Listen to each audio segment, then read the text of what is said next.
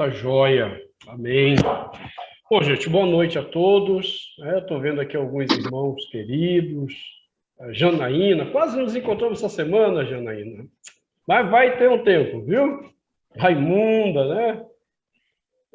Quero agradecer aqui o convite, mais uma vez, do pastor Rumar, da Igreja Presbiteriana Pioneira, né, para estar com vocês. Nessa luta, né, nessa guerra que tem sido para nós espiritualmente, declarar e defender a suficiência das Escrituras. E então, para mim é uma honra esse convite para estar, né, com vocês, com outros professores que já estiveram aqui. Ontem fiquei feliz em saber que o meu irmão, né, o médico, o doutor Renan, esteve falando aqui também. Então, Deus seja louvado por esse ministério que a Igreja Presbiteriana Pioneira tem levado adiante, né, na pessoa, principalmente do seu pastor, pastor Rumar, do seu conselho. Então, que Deus os abençoe ricamente. Amém. Nosso assunto é um assunto complexo, né? O nome já diz tudo. Aconselhando casos difíceis. E eu queria começar exatamente tocando num ponto que tem que estar muito claro para nós. A Escritura Sagrada, ela tem todas as respostas para tudo o que diz respeito ao homem. E um segundo ponto é um ponto que eu tenho batido nessa tecla, que a Escritura ela é plenamente suficiente para todo homem e o homem todo. É partindo dessa premissa que eu quero trabalhar essa noite esse tópico complexo com vocês.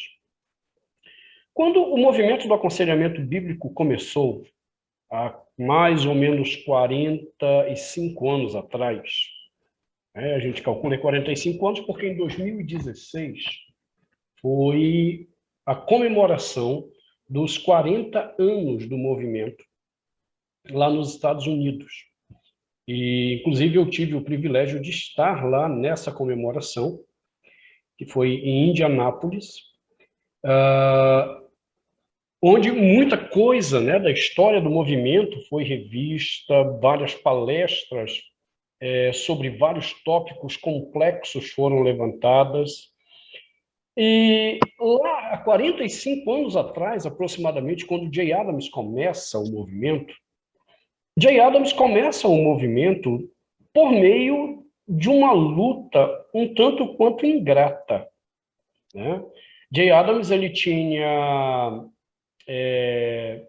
se candidatado a uma vaga na equipe de um psicólogo muito conhecido nos Estados Unidos, o Robert Maurer, porque ele queria entender melhor esse trabalho, principalmente nos hospitais psiquiátricos. E ali Jay Adams viu muito de perto o trabalho de confrontação psicológica que o Maurer fazia. E, num bate-papo uma vez com o Maurer, ele menciona isso lá no livro dele, Conselheiro Capaz, o Maurer, que não era um cristão, disse algo para Jay Adams que o chocou profundamente. Ele disse ao Jay Adams que ele ficava impressionado em ver como que nós, cristãos, estávamos trocando o que nós julgávamos ser o poder do evangelho por um prato de lentilhas psicologizado. Tá? A tradução em português fala um prato de sopa, tá? Mas não é esse o termo em inglês. Se você verificar lá o livro no original em inglês, é um prato de lentilhas. Maurer estava mencionando a questão lá da primogenitura de Esaú mesmo, o direito de primogenitura. E aí ele provocou o Adams com essa frase. Vocês estão trocando a primazia e o poder do evangelho por um prato de lentilhas psicologizado. Foi quando o Jay Adams entendeu que realmente era isso que estava acontecendo. E ali começa a luta do Jay Adams por demonstrar que a Bíblia era suficiente, sim, para tratar o homem em todas as questões pertinentes à vida dele. Veja, o movimento nasce num momento bem complexo dessa experiência de Jay Adams num hospital psiquiátrico, já lidando com casos complexos, né? Ou seja, não nasceu com, vamos aconselhar o problema do pai com o filho, do esposo com a esposa. Não, o movimento do aconselhamento bíblico já nasce dentro de um ambiente bem complexo, que é o ambiente até então, naquele momento, chamava-se de doenças mentais, né? Ele nasce ali. E nesses 45 anos, o movimento tem demonstrado não somente uma profunda um profundo embasamento teórico por meio da teologia para os casos complexos, como também nesses 45 anos tem demonstrado na prática a eficácia do aconselhamento bíblico ao tratar com pessoas diagnosticadas, ou como nós preferimos dentro do aconselhamento, rotuladas com casos complexos. Ok? Pois bem, então, essa aqui é essa é uma pequena introdução. E assim, desculpa, tem alguém com o microfone aberto e está dando interferência para mim.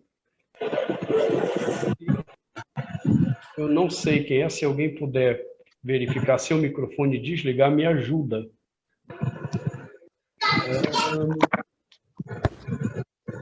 O que é? Aqui não está dando interferência, não, Fábio. Não, é por causa do som. Está aberto, aí está chegando... Mas tranquilo. Vamos lá, vamos... Então, a primeira questão que eu quero levantar agora, tendo dado esse de fundo, né, do aconselhamento bíblico, como ele nasce, o ambiente que ele nasce, que já é um ambiente difícil, eu quero começar com uma pergunta. O que nós queremos dizer com casos difíceis de aconselhamento? Né, que é o tópico, o tema dessa nossa aula de hoje. Em certo sentido, todos os casos são difíceis, visto que a pessoa buscou ajuda porque ela não sabe como lidar. Ou seja, para aquela pessoa, o que ela passa, o que ela traz ao conselheiro é um caso difícil, porque ela não sabe lidar com. Então, quando a gente fala assim, aconselhando casos difíceis, a gente não quer dar a impressão, né, e nem devemos, de que os casos das pessoas que vêm a nós são simples. Não, eles carregam uma história de dor muito grande. Tá? Então, quando o conselheiro bíblico ele não é capaz de discernir, compreender e até mesmo valorizar a dor que chega até ele, é complicado ele estar no papel de conselheiro, porque ele não gerou aquilo que a Bíblia fala claramente da empatia. Empatia que deve haver entre o conselheiro bíblico e aquele que o procura buscando ajuda. Tá? Quando a gente lê, por exemplo, Mateus 9, 35 e 36, nós vemos o ministério de Jesus acontecendo, né, nas cidades e povoados, ou seja, em todos os lugares, dos centros mais importantes aos lugares mais esquecidos, e esse ministério calcado em ensinar, pregar e curar pessoas. E ali no versículo 36, temos então essa questão da empatia que Jesus nos ensina, quando o texto diz assim: vendo Jesus a multidão, compadeceu-se dela. O compadecer é exatamente essa capacidade de ver nas pessoas as suas aflições, porque o texto diz em seguida que essa multidão estava exausta e aflita como ovelhas que não têm pastor. Ou seja, o olhar de Cristo sobre aquelas pessoas permite que ele veja claramente a aflição que grita no coração dessas pessoas e a exaustão. Lá na história do samaritano, nós vamos encontrar também esse samaritano indo ao encontro do homem que havia caído na mão de salteadores, e o texto bíblico diz que ele se compadeceu, ou seja, de novo a ideia da empatia. Então, nesse sentido, todo caso de aconselhamento, ele é, em si, um caso difícil. Nós não podemos desprezar essa ideia. Tá? Ele carrega as suas próprias complexidades, pelo menos para a alma, para o coração daquela pessoa. Né? Eu fico muito preocupado quando a gente começa a perder essa sensibilidade para com as pessoas, com as suas lutas, com os seus problemas, por menores que eles nos pareçam. Eles são menores a nós, não a elas. Né? Uma vez eu fui convidado para dar aula numa escola de enfermagem, lá na cidade de Tietê. Essa escola, ela ficava dentro do hospital da cidade. E me pediram para dar 2 módulos sobre relacionamentos humanos e profissionais. E esse foi um ponto que eu trabalhei ali com futuros enfermeiros naquela escola, que numa ocasião, por exemplo, eu estive lá para reconhecimento de um corpo e eu vi a total insensibilidade do funcionário que lidava com aquela pessoa morta. Né? Ele, ao me mostrar o corpo, ele agiu como se fosse um açougueiro, né? Lidando sem nenhum respeito com a ideia do corpo e o aspecto sagrado do corpo. E aí mencionei para eles exatamente que esse é o grande desafio de médicos e enfermeiros, porque eles lidam com tanta dor, tanto sofrimento, tanta desgraça, com a morte quase que diariamente, que há uma tendência natural à insensibilidade. E isso pode acontecer com o conselheiro bíblico.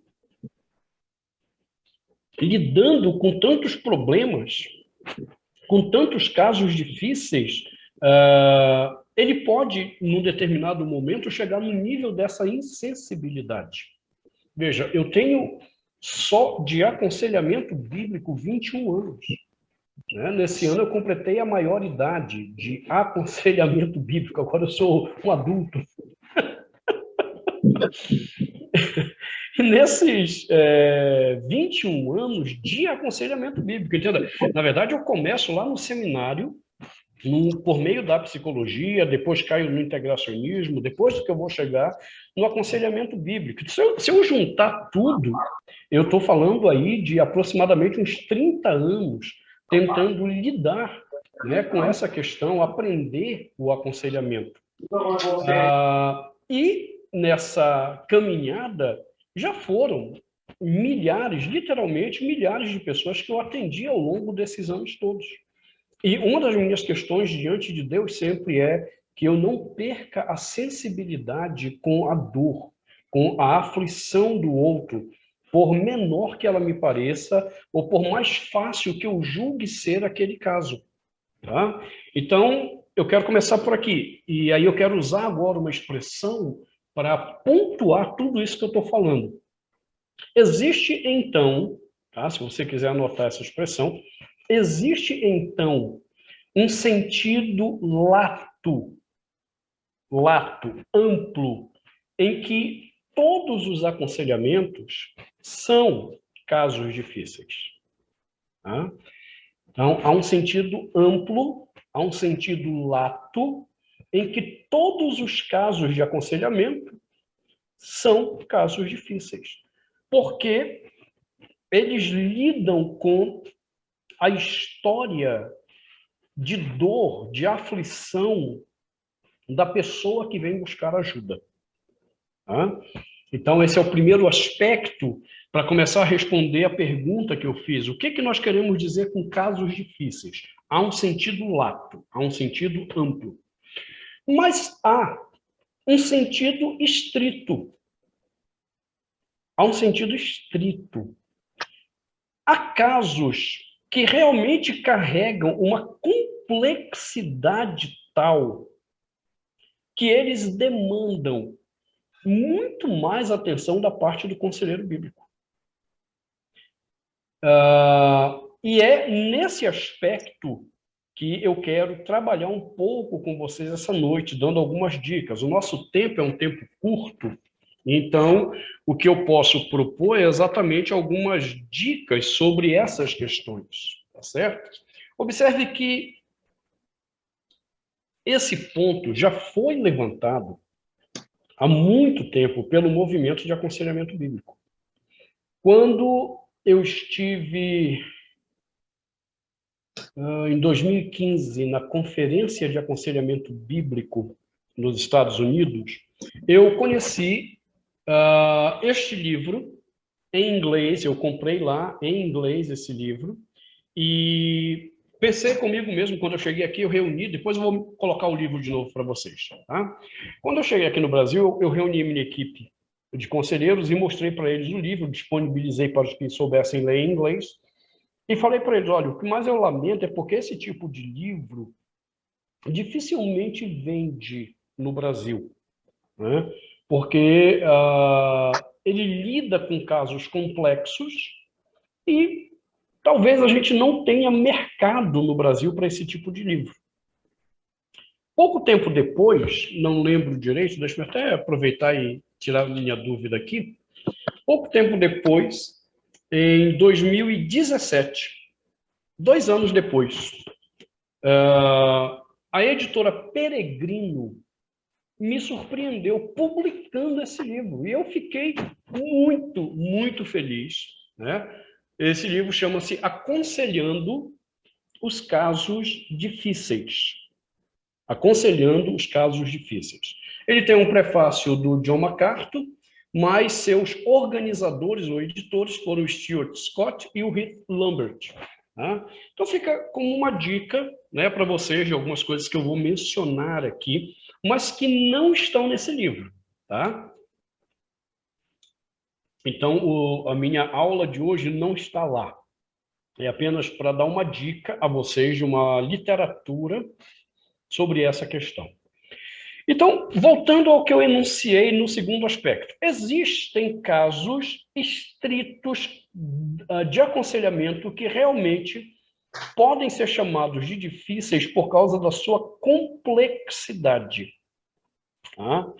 Então, vamos lá. Quais são esses casos? Eu anotei, eu pontuei alguns para que a gente pudesse pensar e, na verdade, o que eu fiz foi tentar categorizar. Porque a partir de categorias fica mais fácil a gente falar de casos difíceis. A primeira categoria de complexidade que nós vamos encontrar na hora do aconselhamento são os casos que envolvem deformidade ou deformação da personalidade. Então, vou repetir. Pensando nos casos estritos, que são difíceis realmente, na sua complexidade, na sua estrutura, os primeiros casos complexos para aconselhamento são os que envolvem a deformação da personalidade. Esses casos realmente são bem difíceis. Veja, por exemplo, o caso do homossexualismo, e eu vou falar homossexualismo mesmo, né? Quem já foi meu aluno sabe que eu sou um defensor de que esse é o termo correto e não homossexualidade, tá? Porque homossexualismo, o pós-fixo grego ismos, tem a ver com o estilo de vida referente a. Tá? E, como isso também já foi colocado diante de um promotor público federal, quando eu fui denunciado pelo Jean Willis, né? O Jean Willis abriu um processo contra mim.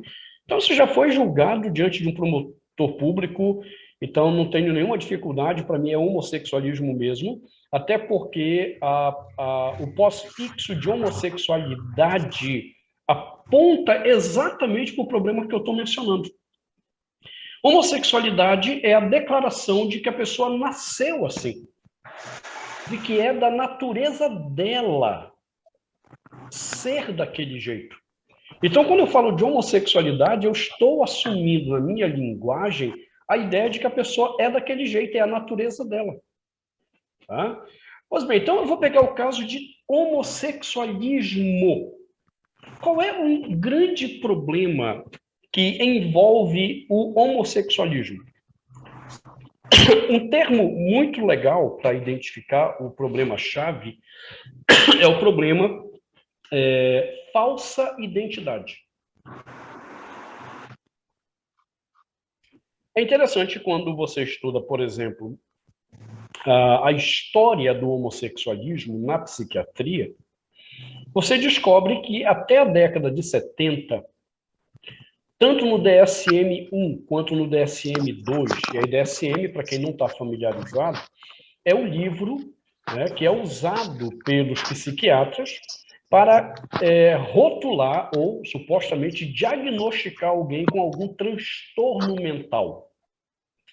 E esse livro hoje está na edição 5, né, o DSM-5, mas até o DSM-2, por volta de 1973, mais ou menos, ele tinha uma categorização lá chamado transtorno de identidade de gênero. Transtorno de identidade de gênero. Ou seja, homossexuais e transgênero eram incluídos no DSM entre aqueles que tinham um problema de identidade sobre a sua sexualidade. O mais interessante ainda é que no DSM-3 foi tirado de lá esse transtorno não por causa de estudos científicos, mas por votação. Reuniu lá a Associação Americana de Psiquiatria e, por voto, eles decidiram que não era mais um transtorno. Porém, um grupo de psicólogos e psiquiatras deu origem a um grupo chamado NART, que é a Associação Nacional de Terapia Reparativa do Comportamento Homossexual. E durante mais de 20 anos, e eles permanecem até hoje, esse grupo ainda existe até hoje, o seu fundador, presidente fundador, Joseph Nicolosi, faleceu. Esse grupo continua provendo pesquisas para a Associação Americana de Psicologia e para a própria Associação Americana de Psiquiatria, demonstrando que o problema homossexual é exatamente um problema atrelado a uma identidade falsa ou mal construída. Ou seja, que seria um erro deixar de classificar o homossexualismo e o próprio transgenerismo como sendo um problema da personalidade. Uma deformação da personalidade. Isso se aplica ao caso do transgenerismo também, né? E aí eu vou aproveitar esse momento, né, para fazer um merchanzinho. Há 2 cursos que foram gravados, um comigo, sobre o homossexualismo, onde eu adentro bem mais a respeito dessa questão, e um outro que foi gravado comigo e com o Dr. Warren Lamb. Warren Lamb, ele é um PhD em psicologia, ele é professor da CEBI, de um programa de pós-graduação que a CEBI tem. E o Dr. Warren Lamb, ele foi psicólogo clínico durante muitos anos e trabalhou com pesquisa de homossexuais e transgêneros. Depois ele compreendeu a suficiência das escrituras, ele deixou a psicologia clínica, mas continua como, para todos os efeitos, um psicólogo nos Estados Unidos, porque lá não há choque entre a profissão dele e a fé. E ele, então, fez todo o caminho do aconselhamento bíblico. Ele é um doutor em aconselhamento bíblico hoje. E nós demos um curso também sobre o transgenerismo, né? Então, se porventura vocês tiverem interesse, né, esses cursos estão aí à venda por uma promoção nesse mês de dezembro a R$ 50 cada um. É só entrar em contato comigo e a gente te dá aí como é que você pode adquirir. Tá? Nesses dois cursos, a gente demonstra claramente como que surge o problema da identidade homossexual e dos transgêneros. E há um outro livro, para quem lê em inglês, chamado Desires in Conflict, de um homem que foi um dos cabeças do movimento gay norte-americano, chamado Joe Dallas, onde ele vai trabalhar exatamente isso, que o grande foco do problema homossexual está na deformação da identidade que essa pessoa carrega. E essa deformação de identidade está atrelada diretamente ao problema da personalidade. Então, veja, isso não se dá apenas com o problema da identidade homossexual. É muito comum no problema da sexualidade encontrar essa deformação. Mas o homossexualismo e o transgenerismo, né, ou seja, toda essa agenda LGBTQIA+, nossa, acho que tem que puxar fôlego para falar tanta letrinha. E agora eles estão querendo acrescentar mais uma, que é o P. LGBTQIA mais P. Eita, nossa, é forte. Ainda não está resolvido esse P. Seja como for, todas essas letras indicam, de fato, um problema de identidade. E é aqui que nós precisamos exatamente ter aquela sensibilidade, porque todas elas carregam histórias muito sofridas que deformaram, de alguma forma, a identidade que essa pessoa carrega de si mesma. Ela realmente não sabe se identificar ou se definir. E para ela é muito mais complexo isso daí. Então, quando ela acaba assumindo uma identidade por causa da confusão identitária que ocorre nela, essa falsa identidade, em vez de contribuir para resolver o problema dela, só aumenta o problema dela. Veja de novo um caso interessante.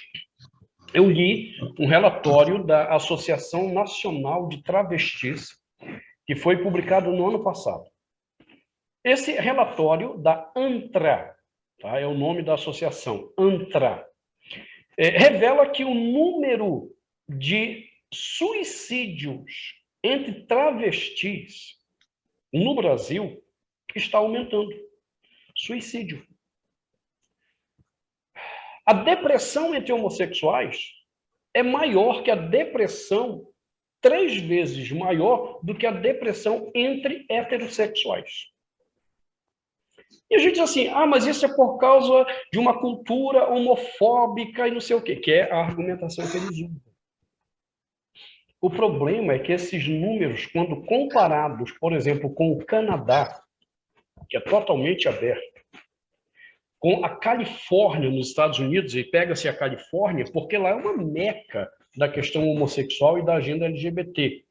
Então, ela é muito mais liberal que outros estados norte-americanos. Quando você pega com a própria Europa, França, por exemplo, e você compara esses dados, é interessante que esses dados são quase que idênticos. A população homossexual, a população LGBTQIA+, ela tem muito mais casos de depressão e ideação suicida e tentativa suicida, aproximadamente 3 vezes mais do que heterossexuais. O que mostra que isso não tem a ver com a questão da cultura homofóbica, que não aceita, que não sei o quê. Não. Isso tem a ver com a deformação da personalidade, porque essa pessoa aceitou para si uma identidade falsa. Há um livro também muito interessante, chamado Por que Gênero Importa?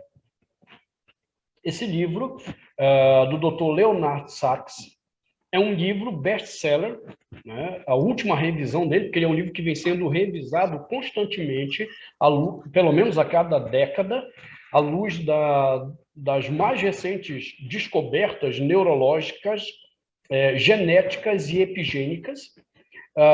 Esse livro do Dr. Leonard Sachs, Por que Gênero Importa, mostra exatamente que as pesquisas estão mostrando que a falsa identidade sobre a sexualidade produz todas essas aflições na pessoa. E outros dados que a gente poderia dar sobre isso. Então, veja, o problema da identidade é um problema sério. Agora, veja, como eu disse a você, ele não é apenas um problema encontrado no campo da sexualidade. Ele é um problema também encontrado na personalidade da pessoa, nos transtornos mentais. Veja que não é piada, né? Eu achava antigamente que era alguma forma de estereótipo que se fazia quando contava-se piada de manicômio, e nas piadas de manicômio o cara sempre é Napoleão Bonaparte, Jesus Cristo, por aí vai, né? Eu uma vez tive que ir a um manicômio para atender um rapaz que havia sofrido uma overdose de cocaína e, por misericórdia de Deus, ele sobreviveu e mandaram ele para um manicômio. E a família me pediu para visitá-lo, né?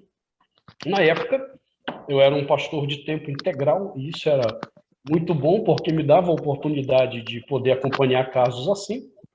E eu estive no manicômio, e quando eu cheguei lá, eu fui recepcionado por Napoleão Bonaparte.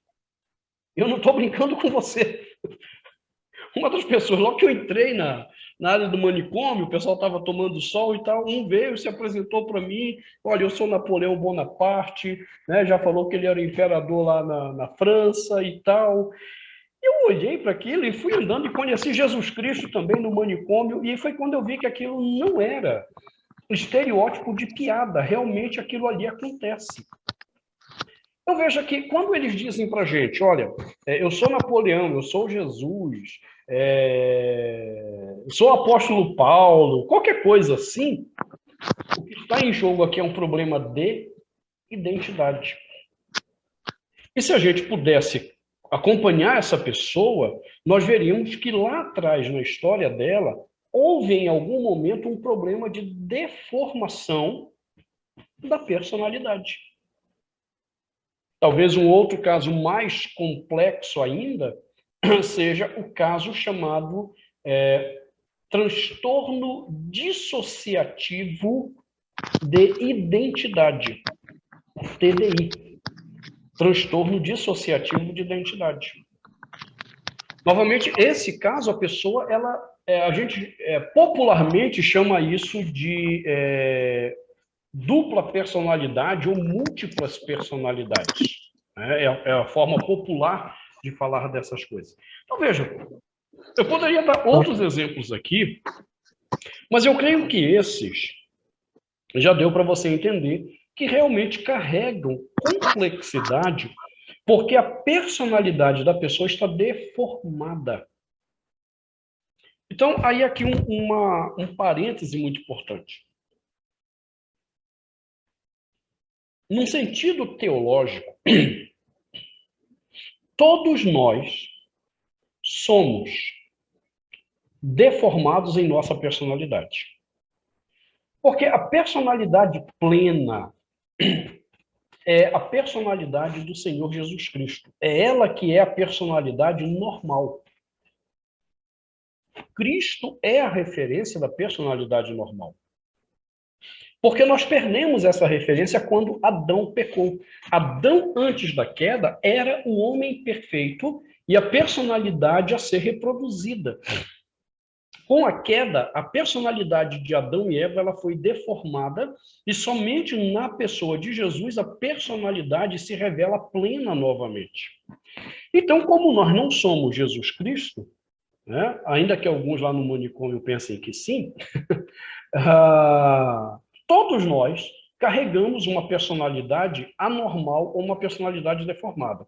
Porém, nesse caso especificamente que eu estou mencionando, são pessoas que não têm ou perderam a capacidade de se ver de fato como realmente elas são. A sua capacidade mental não lhes permite mais interpretar nem o óbvio, nem o óbvio. Tá? De novo, me permita olhar o caso do homossexualismo. Né? O menino olha para si no espelho, ele vê o seu corpo, vê que é um corpo de homem, mas ele quer ser uma menina. No caso do transgenerismo é pior, porque ele vê tudo isso, mas ele acredita que está no corpo errado. Né? Então, veja, é um problema complexo da personalidade. Então, esse é um caso difícil de aconselhamento, não é simples, porque refazer o caminho da personalidade não é uma tarefa fácil. É por isso que muitos conselheiros bíblicos acabam perdendo casos como esses de homossexualismo, transgenerismo, doenças mentais, transtorno dissociativo de personalidade, porque eles não compreendem a complexidade envolvida nesses casos. Tá? Então, veja, esse é o primeiro caso que eu considero realmente difícil dentro do aconselhamento bíblico. O segundo caso, ele pode ter origem no problema da personalidade, como não. Vai depender muito do histórico que vai ser levantado, que são os casos oriundos do psicossomatismo, certo? Esse é um assunto também pouquíssimo explorado no aconselhamento bíblico Brasil. Como eu já estive várias vezes nos Estados Unidos participando de conferências e cursos lá na área de aconselhamento bíblico, a gente costuma ver isso lá nas palestras. Então, aí você pergunta, no Brasil, temos alguma coisa, literatura sobre isso? Não, especificamente não. O que você vai ter, né, é uma série de palestras que eu dei no programa de pós-graduação e doenças mentais da CEBI, sobre o psicossomatismo bíblico e o aconselhamento. Tá? Também está gravado, né? Se alguém quiser adquirir também esse material, pode falar comigo, está lá. Foi uma semana de análise do problema psicossomático. Então, veja, o psicossomatismo, ele está atrelado a um aspecto que tem sido um campo de batalha com a psiquiatria. A gente tem falado que muitos casos de transtornos mentais, na verdade, eles não são nada mais, nada menos do que casos psicossomáticos. A pessoa desenvolve um determinado comportamento destrutivo. E isso, aí eu falei, isso pode ter a ver com a personalidade dela, como simplesmente pode ser apenas a questão do pecado em si. Né? Ela não precisa ter um problema de deformação da personalidade naquela estrutura complexa que eu mencionei, como pode ser uma teimosia do pecado apenas. Então, ela desenvolve um comportamento destrutivo, às vezes vicioso. Né? E uma das coisas que a neurologia descobriu é que esse tipo de comportamento ele afeta diretamente o cérebro. Diretamente o cérebro. Tá? Na verdade, todo o comportamento ele afeta o cérebro. A questão é que alguns fazem com que o cérebro entre em parafuso, tá? Numa linguagem popular. Então, para que você possa entender isso, me permita explicar rapidamente numa linguagem prática. Para que a gente possa falar, movimentar a mão como eu estou fazendo agora, qualquer coisa, piscar, existe dentro do nosso cérebro uma corrente elétrica. Essa corrente ela vai mandando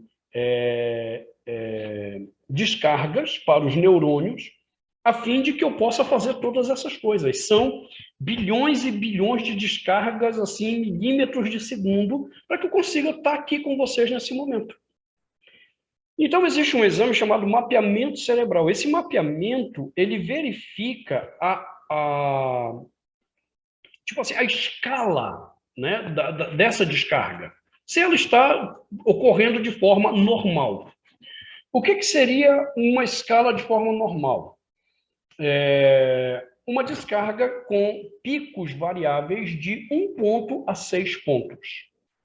Quando passa a ser de 7 pontos para cima, essa descarga elétrica cerebral já começa a agredir o cérebro. Então, de 7 a 13, a gente já começa a sentir o corpo mais cansado.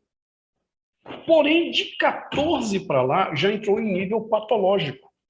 O cérebro está sendo duramente agredido por essas descargas cerebrais, descargas elétricas cerebrais. O nome desse exame é eletroencefalograma. É no eletroencefalograma que a gente vê isso daí. Então, é interessante, eu não sei quantos de vocês já fizeram o eletroencefalograma, eu já fiz, e sempre que Deus me permite, eu consigo juntar um dinheiro, eu vou até o meu neurologista em São Paulo, Dr. José Augusto Camargo. Quando você chega lá, eles colocam vários eletrodos na tua cabeça, você deita numa maca, num ambiente escuro, e aí eles começam a dar alguns comandos que é para provocar o cérebro. Tá? Tipo, eles jogam luzes em cima, depois eles colocam luzes fortes piscando, depois eles vão dando comandos para você fazer que eles sabem que o cérebro vai reagir, e com isso eles vão vendo como é que está essa descarga elétrica cerebral. Agora, se você prestou atenção no que eu falei, você deve ter observado que o cérebro reage ao comportamento. Ele está reagindo ao comportamento. Então, o que acontece às vezes? Há pessoas que se mantêm num comportamento tal de destruição, comportamento destrutivo, que o cérebro é profundamente agredido e o desequilíbrio do cérebro provocado pelo comportamento gera enfermidades no corpo. Ou seja, o problema não estava no cérebro. O problema estava no comportamento da pessoa. Então, alguns anos atrás, eu atendi uma moça que há 3 anos era tratada aqui em Brasília com transtorno bipolar. Os médicos haviam desenganado e dito para ela que ela ia tomar remédio para o resto da vida. E aí, quando ela me procurou, ela estava muito, muito mal de saúde. E aí nós fizemos uma vaquinha, né? Juntamos um dinheiro, uma campanhazinha e mandamos ela para esse médico em São Paulo. Quando chegou lá, foi interessante que ele perguntou para ela, né? E aí, por que você veio aqui? Ela disse assim, eu estou com transtorno bipolar. E ele olhou e disse assim, não, mas eu não perguntei para você do que te rotularam, eu quero saber o que você está sentindo. Eu acredito no que eu vejo no exame. Eu não acredito nos rótulos que os outros médicos dão. Essa foi a resposta do Dr. José Augusto Camargo para essa menina. E aí, depois de fazer esse exame eletroencefalograma, há um outro exame também muito importante, que é o mapeamento cerebral, que é onde eles fazem recortes das camadas do cérebro para verificar onde que essa descarga elétrica está caindo com mais força e frequência e as zonas que estão sendo afetadas. Depois de ter feito esse exame, ele olhou para essa moça e disse, olha, teu cérebro está arrebentado, mostrou para ela o mapeamento cerebral e disse, e não é porque você tem uma doença, é por causa dos remédios que te deram ao longo desses 3 anos. Tá? Eu vou te tratar dentro de 1 ano e meio, teu cérebro vai ficar legal, mas você precisa fazer terapia. Lembre-se, o José Augusto não é um homem crente, convertido. Então, você precisa fazer terapia, porque o seu problema está no seu coração. E é o seu coração que está afetando o seu cérebro. Então, veja, isso é psicossomatismo. Esses casos psicossomáticos, eles também demandam mais atenção nossa. Tá? Uma vez eu atendi uma mulher que veio a mim com depressão, e nas 2 primeiras sessões eu vi que tudo que eu dizia, ela chorava, chorava, chorava, eu não tinha dito nada. Né? E aí, eu pedi para ela primeiro procurar um médico, ela não podia ir ao José Augusto, eu não tinha uma rede de amigos na época que me ajudavam a enviar esses casos para esse médico avaliar. E então ela procurou uma médica, a médica passou para ela um remédio e ela veio então para o aconselhamento já medicada. Por quê? Porque o comportamento dela já tinha feito alteração, a depressão, enquanto um comportamento reativo, negativo a uma situação de vida ou a situações de vida, é assim que eu defino a depressão à luz da Bíblia. Essa mulher, ela já havia afetado o cérebro dela, e tudo que eu fizesse apenas em aconselhamento, eu não conseguiria avançar, porque tudo que eu dizia, as 2 primeiras sessões me mostraram isso, entrava no ouvido, saía no outro, só que entre entrar no ouvido e sair no outro, ela reagia muito mal a tudo, por causa do problema psicossomático já envolvido. Tá? Ainda dentro do psicossomatismo, eu estou tentando demonstrar a vocês que há, então, um problema de afetamento neuroquímico. Tá? É isso que eu estou tentando demonstrar por meio desses exemplos. Então, o psicossomatismo, ele pode ser de ordem neuroquímica, tá certo? E não confundir isso com a tese de alguns psiquiatras de que nós temos um problema de desequilíbrio químico cerebral, tá certo? Nós publicamos esse ano, no início desse ano, um livro extremamente atualizado com as pesquisas médicas sobre esse assunto, do Dr. Daniel Berger. Tá? Dr. Daniel Berger, chamado O Delírio do Desequilíbrio Químico. O Delírio do Desequilíbrio Químico. Esse livro, inclusive, está numa promoção também nesse final de ano. Ele custa R$ 36. E se eu não estiver enganado, ele está sendo vendido a R$ 15. Tá? Também você pode entrar em contato comigo e eu te informo como adquiri-lo. Dr. Daniel Berger mostra nesse livro as últimas pesquisas até o ano passado sobre o problema do chamado desequilíbrio químico.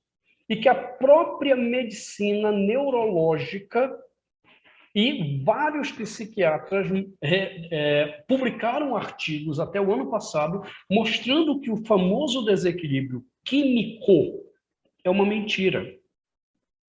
Que o suposto problema das sinapses que não ocorrem no cérebro é uma mentira. Tá? Então, quando eu falo do problema psicossomático de ordem neuroquímica, eu não estou me referindo à tese de que há um desequilíbrio químico responsável por.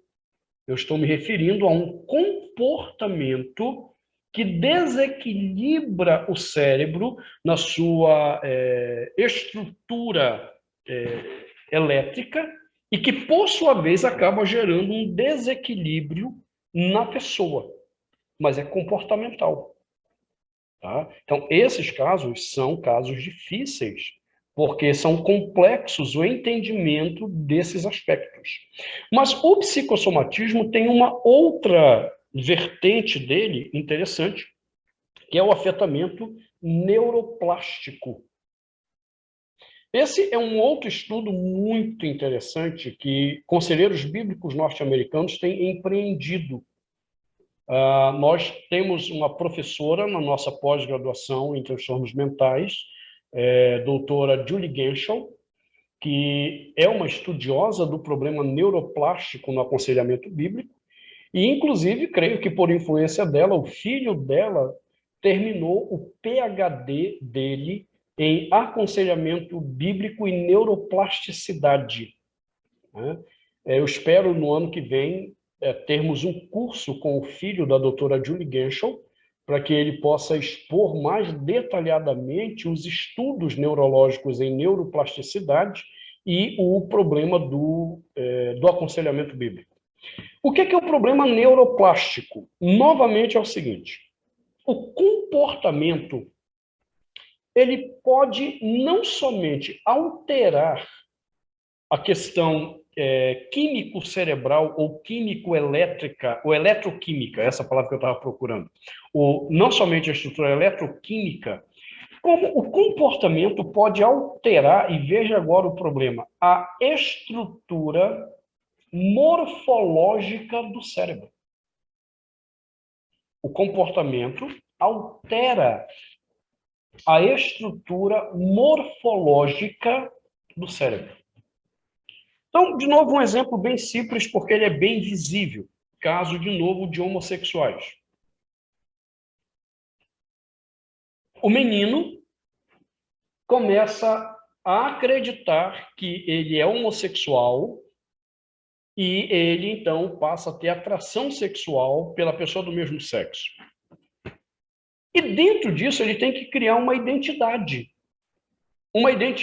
efeminada ou um homossexual masculinizado, na maioria efeminado.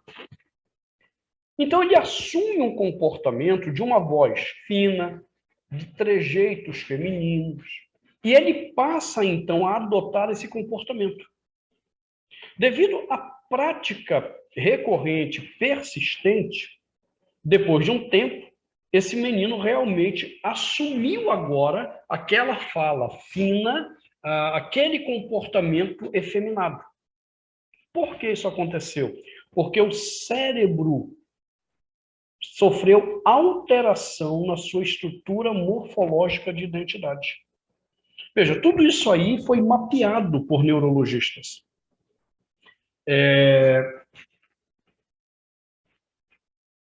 Tem outros casos, né, em que a neuroplasticidade acontece. No caso da menina que engrossa a voz e por aí vai. Um estudo muito interessante de neuroplasticidade foi publicado nos Estados Unidos. São 2 livros, cujos títulos são os mesmos, o que muda é o subtítulo. O livro, e não tem em português, tá? Chamado Hooked. Hooked. Hooked. A New Science, a nova ciência dos estudos do comportamento à luz dos estudos mentais. É uma coisa assim, o subtítulo. Eu estou com ele na minha biblioteca, mas não estou com ele... inclusive, eu tenho um aqui no Kindle. Enquanto eu vou falando aqui, vou abrindo o Kindle para achar aqui para vocês o nome exato, né? Porque quando você joga Hooked lá na Amazon, aparece muita coisa. E aí, dando um nome mais exato, fica mais fácil. Então, esse estudo demonstrou o que acontece, num primeiro momento, com adultos que são escravizados pelo pecado sexual. Eles não falam como pecado sexual, ok? Porque são 2 neurologistas que publicaram esse livro. E, num outro livro, eles mencionam o caso dos adolescentes, quando eles começam a ter a prática do sexo antes do casamento, e isso se torna uma prática rotineira entre adolescentes. Eles, durante muito tempo, acompanharam vários adolescentes mostrando os impactos no cérebro, e uma coisa muito interessante, deixa eu só olhar aqui, ok, tá aqui, achei o livro para poder mencionar, para quem quiser. Esse que eu tenho aqui, ele está em Kindle, que é o do adulto, tá? Infelizmente, o do adolescente não está em Kindle. Não sei se dá para vocês verem aqui, tá? Esse aqui é o livro, Hooked, e o subtítulo dele, The Brain Science on How Casual Sex Affects Human Development, né? A ciência do cérebro sobre como o sexo casual afeta o desenvolvimento humano. Então, só anota aí, Hooked, The Brain Science, para você saber qual é o livro que eu estou falando. E tem o do adolescente, que eles mostram isso, que adolescentes que se envolveram com sexo de uma forma casual e frequente revelaram ter tendências depressivas e de suicídio 5 vezes mais que adolescentes que se guardam para o casamento. Veja que loucura. Então, esse caso é um caso do psicossomatismo atrelado ao problema neuroplástico. Porque o sexo, ele reestrutura o cérebro, gerando problemas graves. Tá? Então, pelo menos esses 2 pontos eu pude pontuar aqui do que são casos difíceis. E, por último, né, o que eu quero dizer com casos difíceis, o uso de substâncias químicas.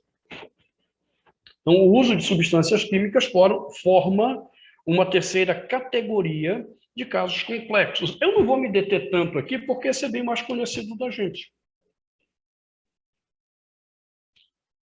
Veja o problema das drogas. Veja o problema do álcool. Substâncias químicas que alteram de novo a questão não somente do cérebro, mas geram dependência química no corpo. São casos complexos de tratar. Tá certo? Pois bem, eu poderia colocar outras questões aqui, mas realmente não dá tempo, como, por exemplo, os traumas. Né?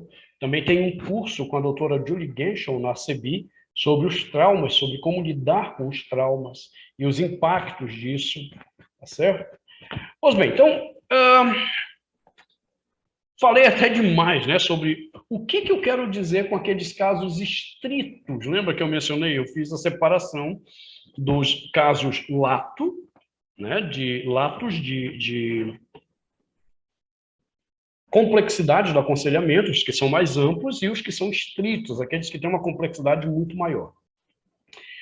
Pois bem, nós temos agora pouco tempo para responder a questão: como é que nós aconselhamos esses casos complexos? Então, vamos lá, eu quero pontuar algumas questões que vão demandar, obviamente, que você vá atrás, né, dessas questões aí. Eu acho que deu para você entender que é complexo, são casos complexos. Então, a primeira dica que eu posso te dar como um conselheiro experiente já, com 21 anos pelo menos de aconselhamento bíblico, é que você não vai obter sucesso em aconselhar casos assim se primeiramente você não entender a complexidade de cada caso. Então, por exemplo, quando eu comecei a aconselhar homossexuais, eu não peguei um caso de homossexualismo e fui atender. Eu fui estudar, eu queria entender as estruturas do comportamento homossexual. Quando eu comecei a atender transtornos mentais, eu também não simplesmente peguei, vamos, senta aí, vamos lá, me conta aí a tua história. Não, eu fui estudar transtornos mentais. E fui estudar na sua especificidade. Veja, não é estudar o transtorno mental de forma geral. A gente começa pelo geral e vai chegando àquilo que é específico. Então, eu fui estudar um tempo depressão, li muita coisa sobre depressão, procurando comparar com a escritura.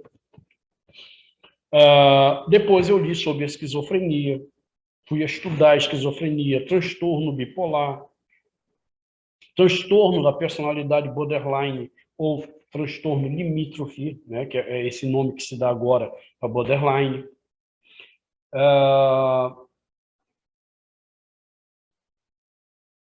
Já tratei, porque deram o nome agora, né? O que antigamente era esgotamento físico e mental, agora é burnout, né? Então, primeira dica, é impossível que você possa... Ana Kelly, abriu seu microfone, Ana Kelly. É impossível que você possa ajudar de uma forma efetiva alguém com esses casos, nessas categorias que eu estou mencionando, sem que você entenda direito. Né? Eu não estou dizendo que você não possa começar a atender, mas se vai atender, se disponha a estudar com seriedade aquele caso. Tá? Alguns casos que eu comecei a atender, eu não tinha o conhecimento. Eu simplesmente recebi a pessoa, tive a primeira sessão, ouvi, e uma vez identificado um problema que eu não conhecia, eu fui atrás. Eu fui procurar conhecer, estudar aquela questão. E como muito do material ainda não é um material de pesquisadores do aconselhamento bíblico, há muita coisa ainda no mundo secular, a gente tem que fazer aquilo que o apóstolo Paulo diz mesmo, examinar tudo e reter o que é bom. E o que a gente retém é aquilo que esteja em conformidade com a Escritura Sagrada. É aquilo que aponta para aquilo que a Escritura Sagrada ela nos ensina. Daí é muito importante nessa fase do estudo dessas questões saber diferenciar o problema da fenomenologia. Né? Qual é o fenômeno que está diante de mim? E aí sim, como a estrutura secular interpreta e como a Bíblia interpreta o mesmo fenômeno. Tá? Então, um exemplo rápido. Depressão. Depressão está marcado já, de acordo com a doutora Maria Cabdo, fugiu aqui o sobrenome dela, Carmen Cabdo, não é nem Maria, Carmen Cabdo, é uma psiquiatra da USP, está bem marcado que qualquer caso chamado de depressão, ele vai apontar 3 causas envolvidas. Né? Perdão, 3 sintomas, não causas, 3 sintomas envolvidos. Primeiro, tristeza prolongada por mais de 15 dias. Segundo, anedonia, quando a pessoa perde o interesse naquilo que antes ela fazia. E, por fim, o desinteresse da própria vida. Aí eu olho, pego esse fenômeno, há um grupo médico que vai dizer, isso aqui é doença, ainda que não tenha marcadores biológicos nenhum que indique a doença, o que é uma exigência sine qua non da própria medicina. Tem que haver marcador biológico para ser classificado como doença. Essas 3 coisas não têm marcadores biológicos. Então nós temos que levantar a crítica, como isso pode ser doença? Mas se eu olho para uma tristeza prolongada, o problema da anedonia e a perda de interesse da própria vida, então nós olhamos lá, por exemplo, para o caso de 2 Timóteo, e nós vamos encontrar no capítulo 1 esse fenômeno acontecendo com Timóteo. Então, está aqui o fenômeno e está aqui a interpretação bíblica. Então, eu preciso entender bem cada uma dessas situações difíceis de aconselhamento. Como entender? 2 formas. Primeiro, estude muito, compre bons livros, adquira cursos para compreender. Ou faça um bom curso de aconselhamento. Todos os cursos que a gente tem no Brasil, eles têm, de alguma forma, um bom conteúdo. Tá? Todos os cursos que a gente tem tido no Brasil, graças a Deus eu tenho conhecido vários, eles têm bons conteúdos. Porém, eles podem ser classificados em conteúdos introdutórios e conteúdos avançados. Então, o conteúdo introdutório é para te dar uma visão daquilo ali. Mas, para atender, para aconselhar, a gente precisa ter uma visão avançada, aprofundada do problema. Tá? O que a gente vai acabar descobrindo é que muitos desses casos exigem o esforço interdisciplinar. Ora, uma das coisas que tem sido chamada a atenção no atual movimento do aconselhamento bíblico não é só a interação dessas questões com a medicina. Jay Adams já chamava atenção para isso. Observe que lá no início, um médico foi muito importante para Jay Adams, que foi o Dr. Robert Smith.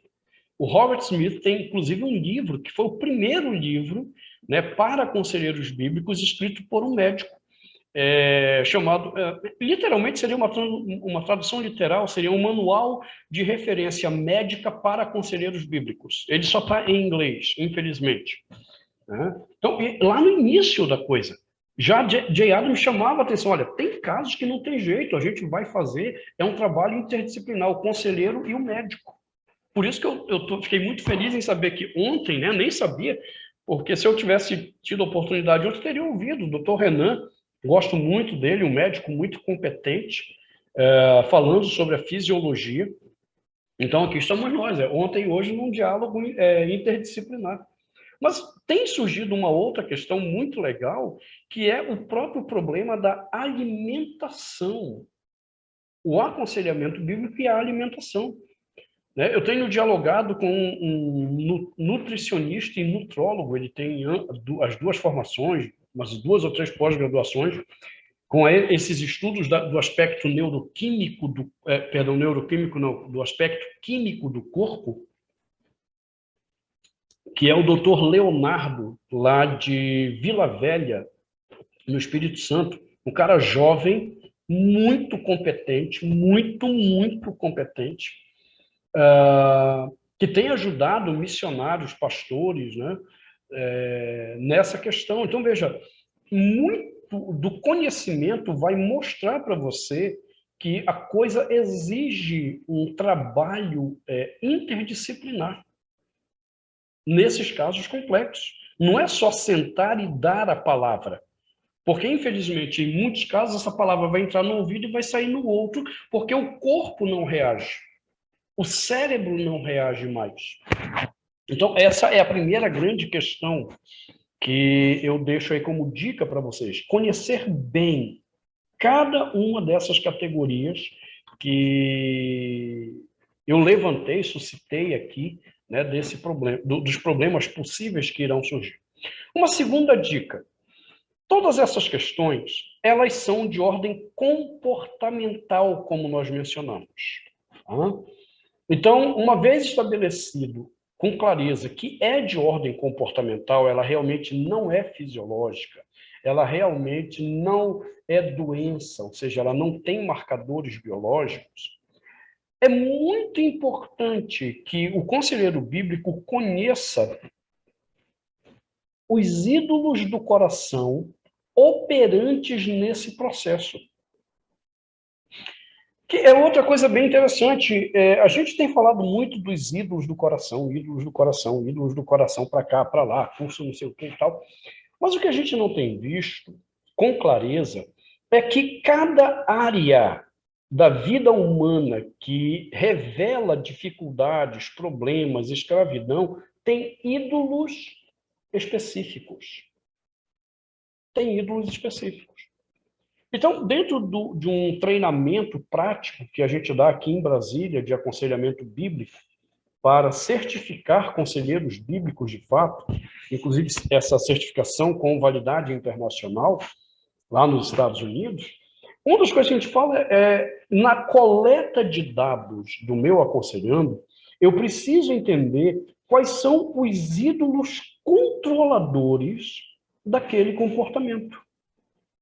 Os ídolos controladores que estão desenvolvendo nessa pessoa o problema da deformação da personalidade, os ídolos controladores que estão sendo responsáveis pelo problema psicossomático, os ídolos controladores que estão gerando escravidão química por meio de droga ou bebida, os ídolos controladores que aprisionam as memórias dessa pessoa por causa de um trauma que ela carrega. Quais são os ídolos específicos? Veja, quando você lê o livro do John Street, né, antigamente era Purificando o Coração da Idolatria Sexual, agora chama-se Paixões do Coração. Um dos trabalhos que o John Street teve foi exatamente de identificar quais são os principais ídolos que geram a escravidão no comportamento sexual da pessoa. Há 2 anos e meio atrás, a CEBI fez uma conferência sobre doenças mentais, né, aconselhamento bíblico e transtornos mentais, onde trouxemos o doutor Daniel Berger para falar, e a minha palestra na conferência versava sobre o problema dos ídolos do coração e os transtornos mentais. Quais os ídolos operam em questões de transtornos mentais? E assim sucessivamente. Ou seja, não adianta a gente ter um referencial teórico geral se nós não sabemos interpretar o referencial teórico específico naquele caso. E aí, ao descobrir os ídolos do coração, facilita, então, o entendimento de um terceiro aspecto importante nesse processo de ajudar pessoas cujo comportamento gerou processos complexos de aconselhamento. Então, primeiro,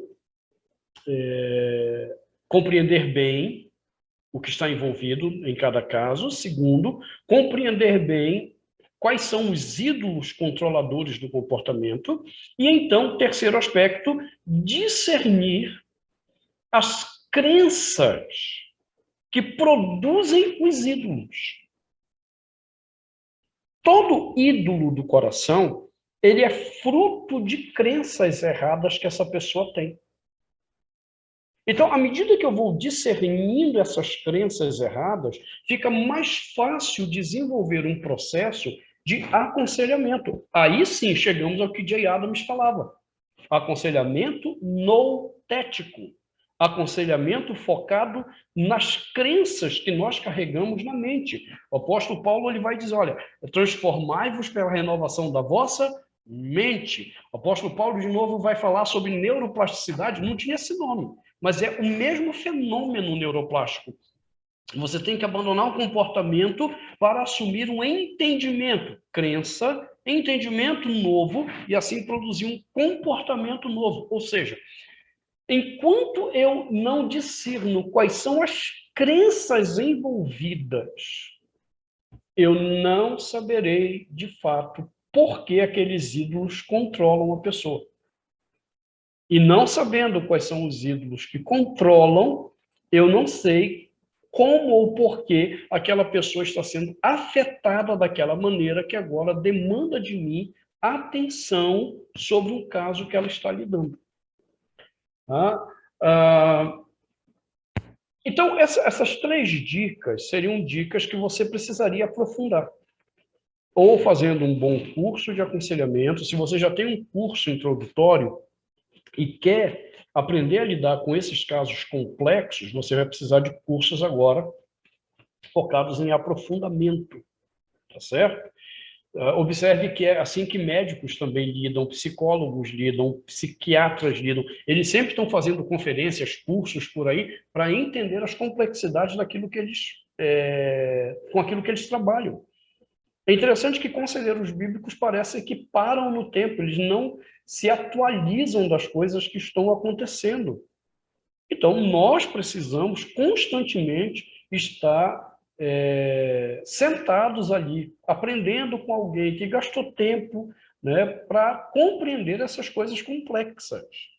Então, essas 3 dicas que eu te dei elas podem e devem ser buscadas através de boas leituras, bons cursos, para que você possa ser efetivo no serviço da misericórdia que você presta em nome de Deus àquela pessoa que busca você no aconselhamento.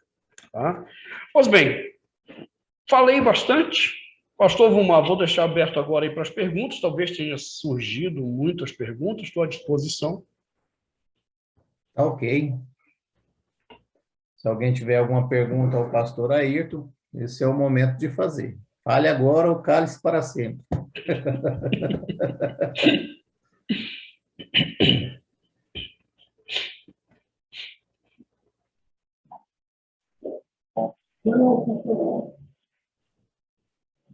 Lá, gente, arrocha o homem.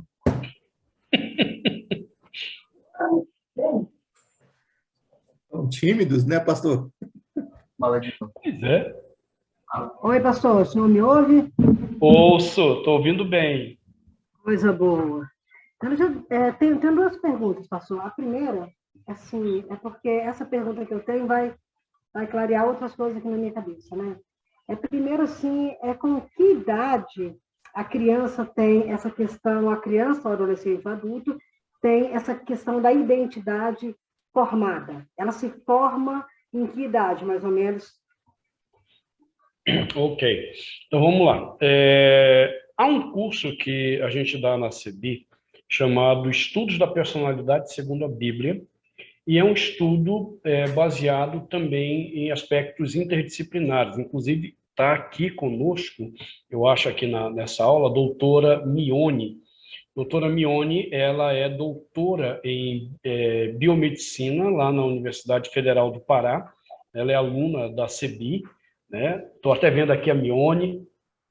Tudo jóia, Mione? Tudo bom, pastor? Joia. Né? E foi bem legal quando eu dei esse módulo, porque a Mione participou bastante, né? Ela viu esse diálogo interdisciplinar que a gente tem sobre essa questão. A personalidade da criança e essa identidade, ela já começa no próprio ventre. No ventre, não só biblicamente nós sabemos isso, como os estudos médicos, biomédicos, né? Tudo isso tem demonstrado que a criança já carrega.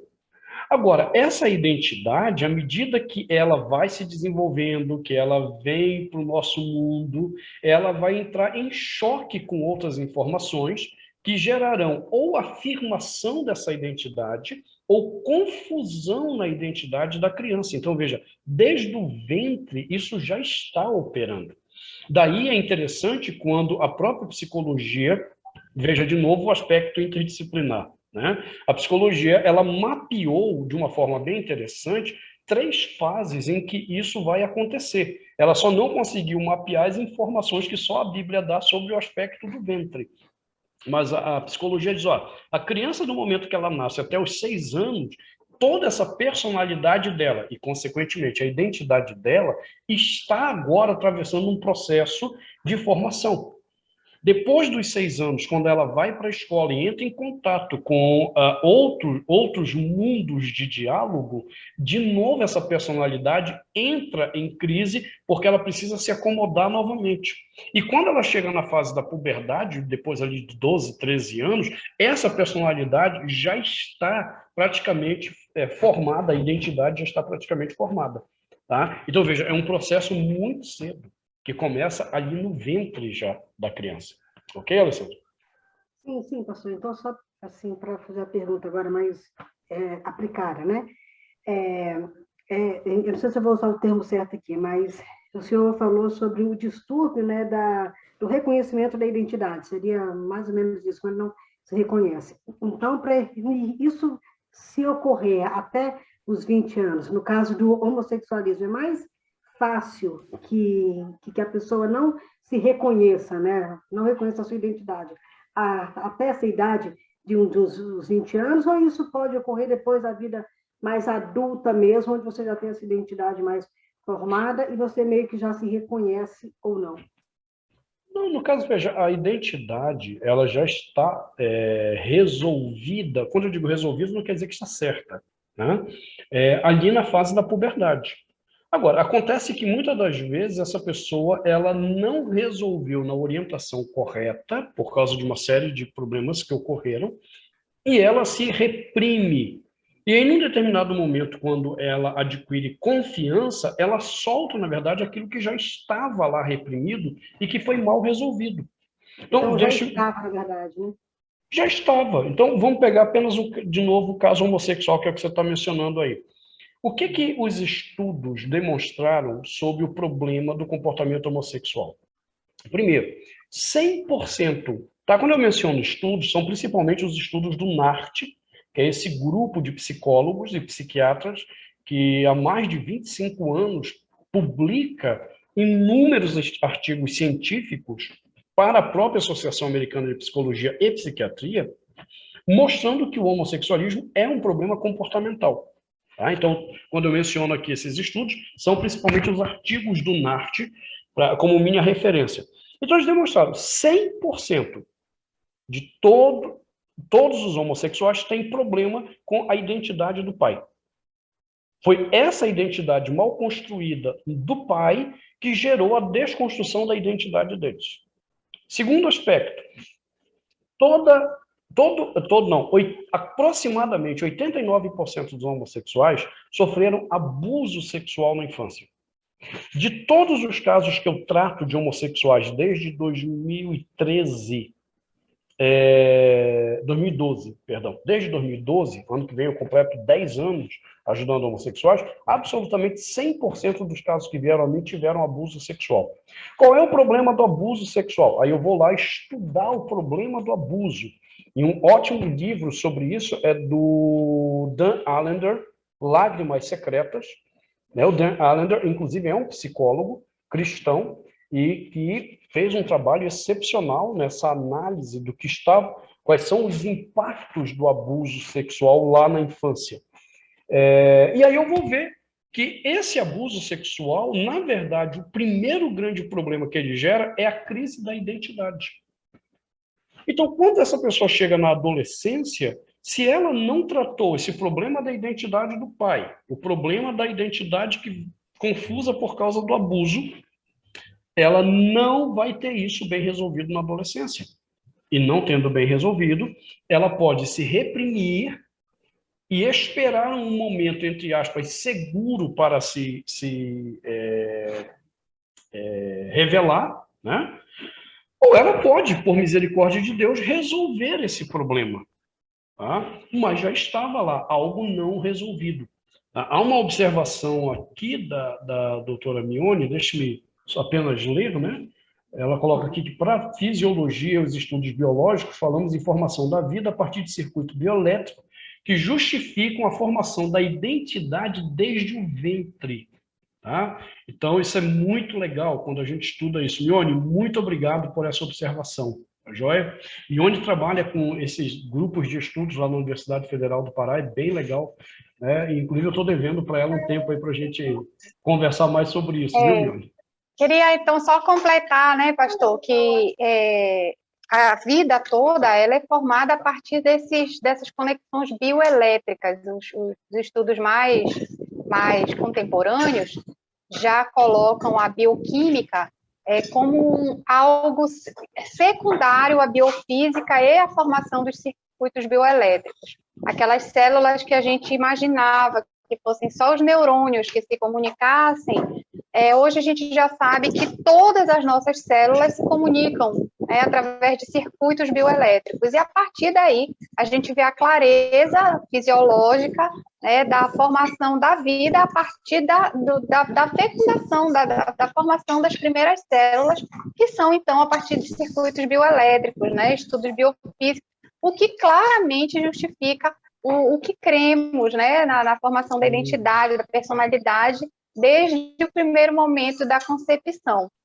Então, a ciência justificando, claro que não vai justificar, mas uma maneira da gente crer que Deus continua dentro da sua perfeição, fazendo com que o nosso entendimento seja mais claro nesse sentido. Muito obrigado, muito obrigado.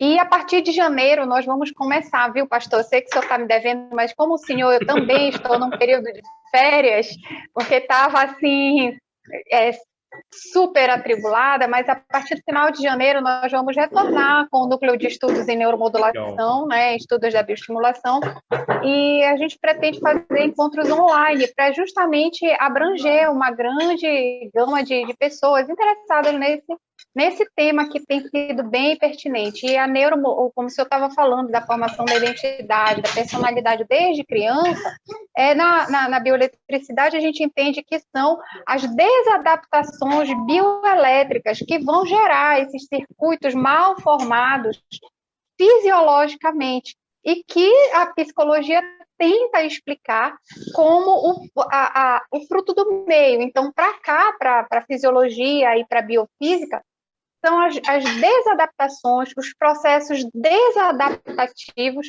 dos nossos circuitos bioelétricos. Uhum. Legal. Então, é muito interessante a gente fazer essa compreensão, assim, o casamento da perfeição, né? A sabedoria divina traduzida em forma de ciência, né? Do que a gente muitas vezes necessita ver para crer, como Tomé, né? Mas é muito interessante, né, pastor? E a gente tem muito Sim. ainda para contribuir Glória a Deus e por isso. continuar nesse estudo da personalidade, que é fascinante. Fascinante, é verdade. Eu disse tudo agora. Joia, Mione, obrigado, viu? Acho que o Valério também está levantando a mão aí. Oi, pastor. Boa noite, tudo bem? Tudo jóia. Joia. Eu estou aqui pensando num aspecto aqui mais prático, né? Não técnico. Uhum. Pensando já fora do ventre, não no ventre, mas dentro desse período aí de até 6 anos de idade que o irmão falou. E eu estou pensando na seriedade, na responsabilidade que repousa sobre os pais, em função da terceirização que tem havido no cuidado e na criação dos filhos, porque desde cedo a criança já é exposta e digamos assim, né, muito sem condições ainda de enfrentar essa dinâmica e informações que sobrevêm. E eu vejo hoje o celular na mão de criança de 3, 4 anos, sentado do lado dos pais e mexendo ali, e os pais sentados ao lado, nem observando. O tamanho da implicação disso, pastor? Sem dúvida. Eu volto a recomendar, né, porque o nosso tempo realmente ele é escasso, o livro do Dr. Leonard Sachs, né, Por que Gênero Importa. Há inúmeras questões que você levantou aí, Valério, que vão aparecer lá, de detalhes que a gente tem que observar já ali na mais tenra idade, né?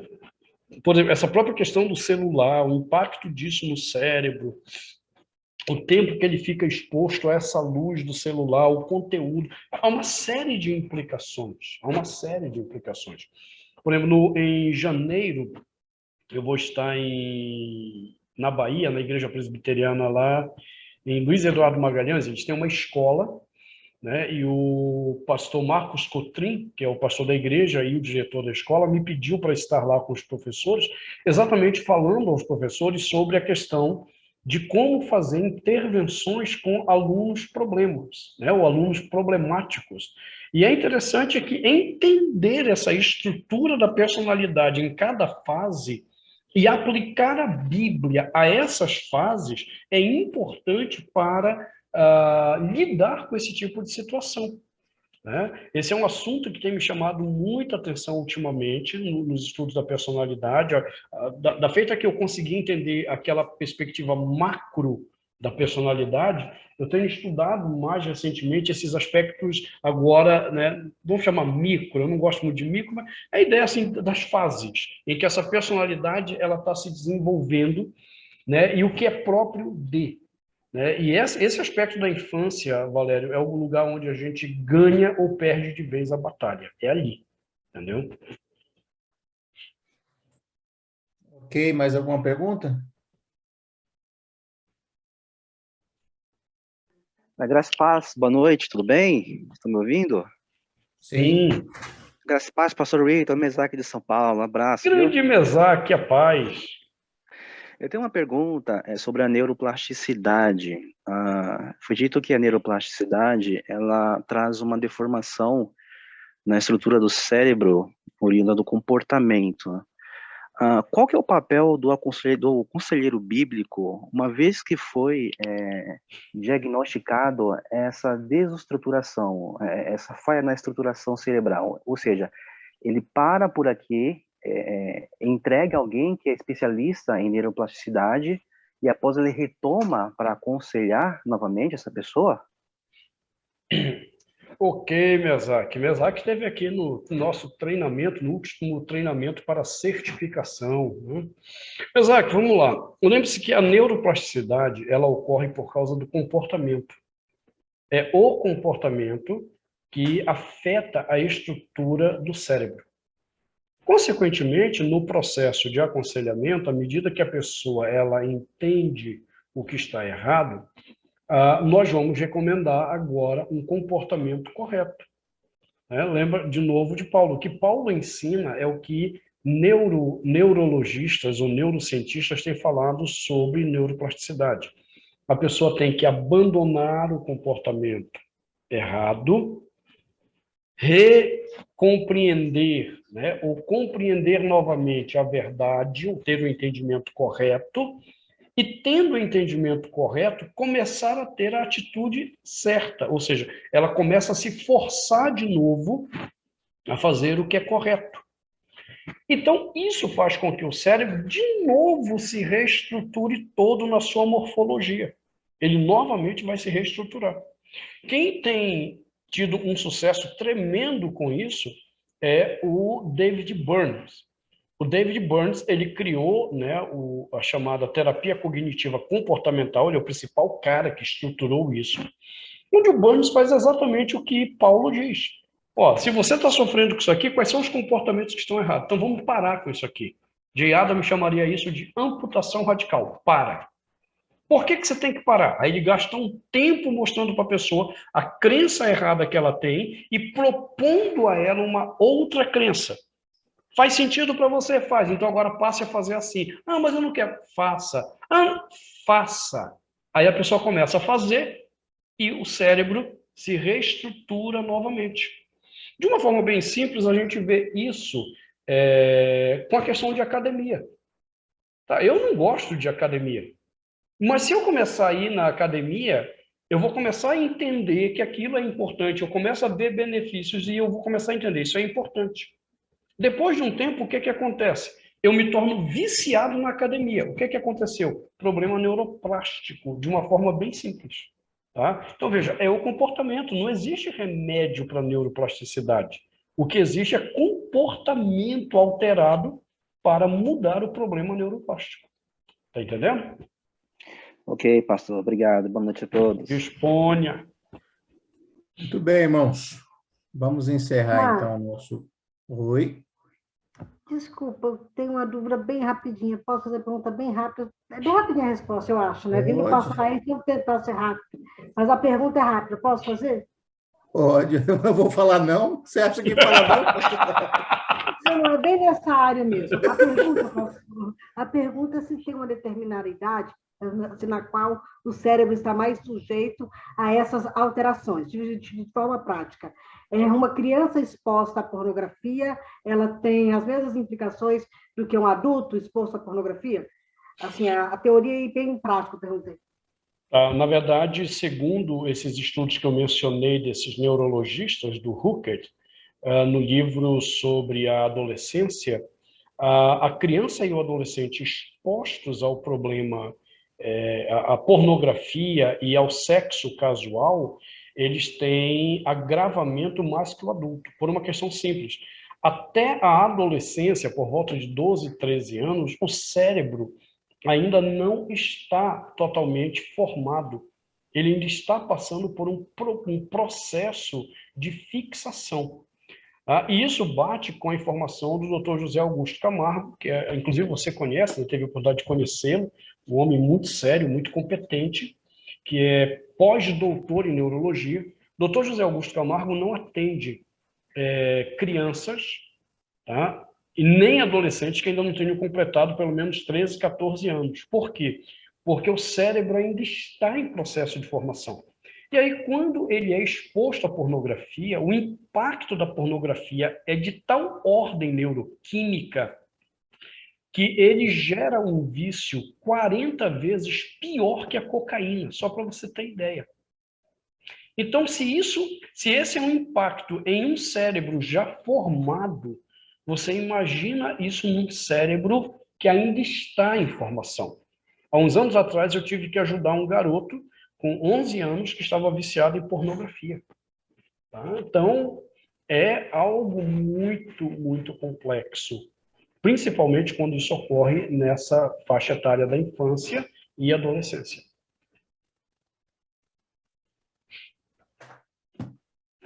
Beleza. Muito bom. Tem mais alguma pergunta aí, Alessandra?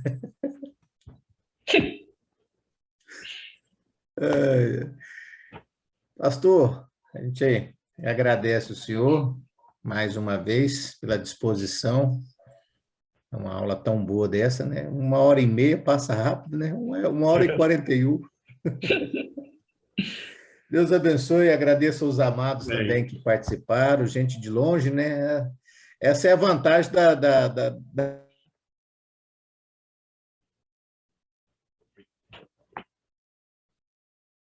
Certo.